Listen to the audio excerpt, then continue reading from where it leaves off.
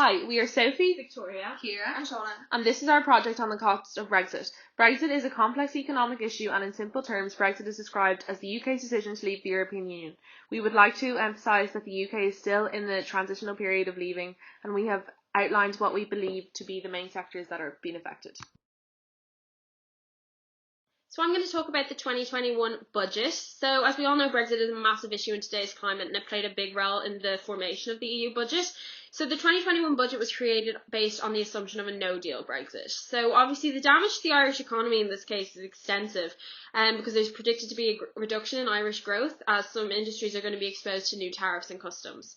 So a discussion on the financial side from Ireland's point of view is that there's been a 3.4 billion recovery fund from the EU to Ireland to help with the recovery of COVID and to aid preparations and the aftermath of the looming Brexit. So this fund was developed to be flexible and to focus on three main areas like infrastructure, retraining and then supporting jobs. So the EU announced a 5 billion Brexit adjustment fund, which will be used to support countries that are most affected by Brexit, and it'll be calculated on a needs-based assessment done by the European Commission. So 340 million has been allocated specifically to Brexit preparations to ensure that the correct control measures are in place for the introduction of the new tariffs and customs. So for an example, 15 million has been allocated to helping businesses to adjust to these changes.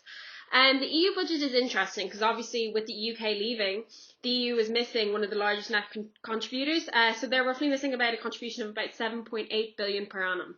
So what does that mean for the remaining member states? So it's actually quite interesting because it results in a potential shortfall of about 55 billion. So the 27 remaining member states haven't really decided how they're going to make up the difference. There's been talks about potential cutbacks, but a lot of countries are refusing this. There's still ongoing negotiations about whether Ireland is set to experience cutbacks. But yeah, that's all. So I'm going to pass you on to Ciara now, and she's going to talk about fishing. So I'm going to talk about the Irish water. The CFP is the Common Fishery Policy. It gives fishing fleets equal access to EU waters. This allows them to compete fairly while conserving fish stocks for the future. The UK's EE zone, this is the exclusive economic zone, and it stretches up to 200 miles, and before Brexit this zone was divided between the member states. It's important to note that the UniClose will be the new legal baseline for the UK once it leaves the EU. So what effect is this going to have for EU fishermen? So basically, the fishery bill will not let non-UK fishery vessels fish in their EE zone unless they carry a UK sea fishing licence. The access to territorial water is really important as it's a huge problem for the EU. As I said before, the UK has a big EE zone and 68% of fish are caught by non-UK boats in the EU. Without the UK's EE zone, the non-UK boats will only catch 14% of the UK catch. The UK do not want the EU to fish in its EE zone. Negotiations are ongoing, however, post-Brexit, the water access will be in the UK terms. The next is tariff barriers. Before Brexit, there was no barriers in the EU single market, which made the supply chain highly effective that met market demands. With the ongoing negotiations, the outcome is still unknown, but changes will come into place, like SBS checks, and this makes sure that the food is safe. This will have an increase in the cost of trade, and the movement of goods is delayed. So this is seen in seafood as it's hugely effective because it's a perishable good where it can deteriorate very quickly. Yeah, wow, that's going to have a huge effect because obviously the new barriers of trade will cause a huge time delay, especially as the UK was once used as a land bridge for the EU. Exactly, and especially it's effective for Ireland. And the last is the status quota. So the CFP sets out catch limits every year based on the status or the stock status. The EU wants a system to divide the amount of fish caught in each EE zone, but the EU is under huge pressure to maintain these closer fishing communities. However, the UK do not want to agree to this. And next we have Shauna talking about trade. So from the 1st of January 2020, the UK will no longer be a part of the EU single market. This is going to affect small indigenous firms and large multinationals. The Irish government, however, has been preparing businesses to transition. So Shauna, what do businesses have to change to transition?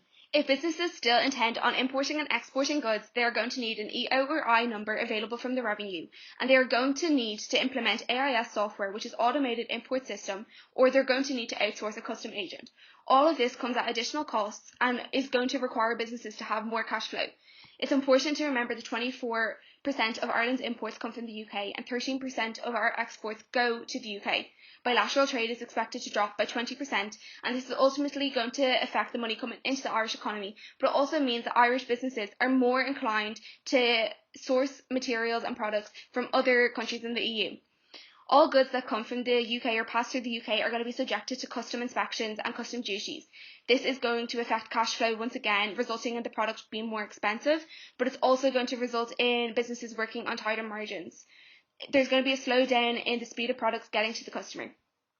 Products coming from the UK will have a safety mark UKCA instead of the globally recognised EU safety mark CE. The EU safety mark is going to replace it, and businesses are afraid that it is not going to be as highly regarded as the EU safety mark. Logistic companies are going to have a lot more documentation and inspections, and they have to be prepared for this.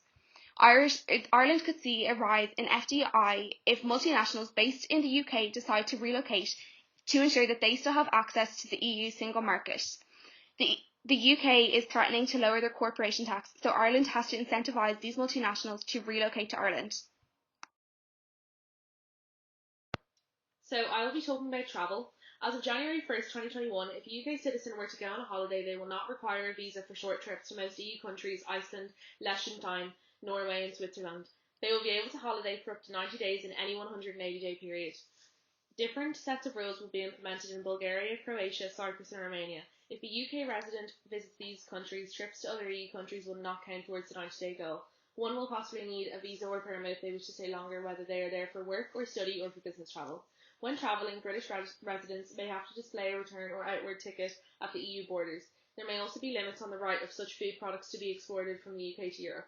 In 2021, British residents will no longer be able to use the European Health Insurance Card, so it is recommended that they have sufficient personal travel insurance coverage to cover future emergency care and related expenses. Getting travel insurance is also recommended to EU citizens travelling to the UK, as the same principle applies.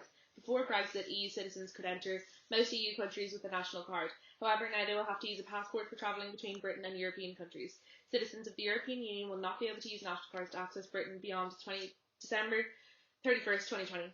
There doesn't seem to be any major changes in terms of travel between Europe and the UK after Brexit. Will this be the same case for Ireland as well?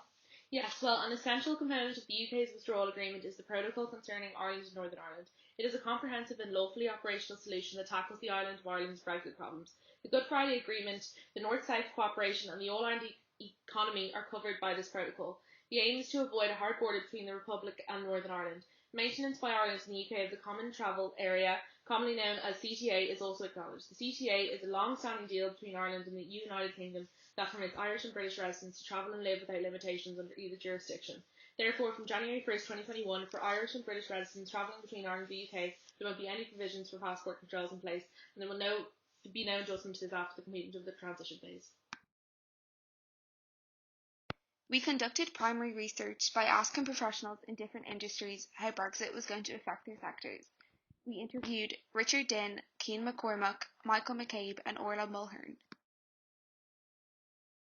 So the fundamental premise of Brexit is they leave the EU, and in leaving the EU, they leave all rights and permissions to passport and transpose their product into a European environment. That creates a massive amount of opportunities, particularly in my business, in that all of the central hub for financial services is in London. In the absence of London being able to discharge what they have done heretofore, which is service global financial industries, they will look to redomicile an awful lot of banks and asset managers into Ireland and into the EU. So that creates a significant amount of opportunity and indeed a challenge for my particular industry. The challenge specifically relates to appropriate staff and the skill set of staff that are unwilling to leave the UK and move to Ireland, by example. We're catering for the movement of financial services out of the UK into Europe by establishing two Supermanco asset management companies within Luxembourg and Ireland. They will be able to support cross-jurisdictional distribution of product through asset management remaining in the firm in the UK, but their distribution office sits elsewhere. So that creates a significant amount of employment opportunities and indeed significant impact on our GDP from an Irish perspective. As I said, I work solely in the UK market, so probably the biggest thing that's pressing on everyone's minds is if this creates an economic downturn, then obviously I'll be adversely affected, seeing as I work in sales.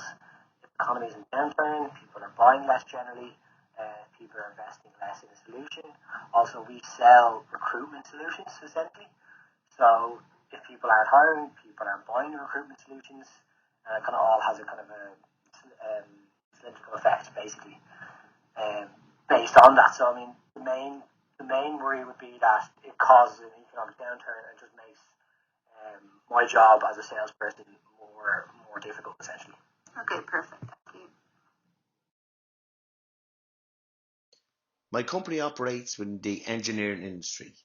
Currently, I import around 6% of my products from the UK and have done since start of business, which is over 20 years now.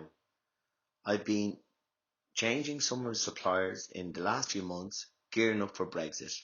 They are now based in the Netherlands, Germany and Poland. I've done this to avoid additional costs. I have outsourced to a custom agent for the remainder of my imports from the UK. This is a financial cost resulting in me working on smaller margins. There's been a lot of time and work in this transition. Thank you. Could you please introduce yourself? My name is Orla Mulhern and I'm the owner of Perfect English School in Greystones. And could you please tell me how Brexit has impacted your company? Well, I think that from the 1st of January, my primary business would be au pairs, and it's going to be a lot more difficult for au pairs travelling within the EU to England. And it's going to be a lot easier for them to come to Ireland, which is the only other English-speaking country outside the UK. In Europe. So hopefully it'll have a positive impact on my business because people will look to travel to Ireland to learn the English language more. Thank you.